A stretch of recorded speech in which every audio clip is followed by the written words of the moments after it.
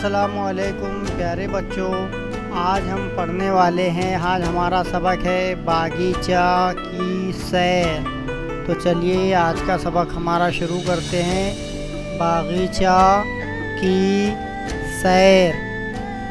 हम बागीचा में घूमने गए। वहाँ रंग बिरंगे फूल खिले हुए थे। चारों तरफ रंग बिरंगी तितलियाँ उड़ रही थी। तितलियों का रंग फूलों जैसा था।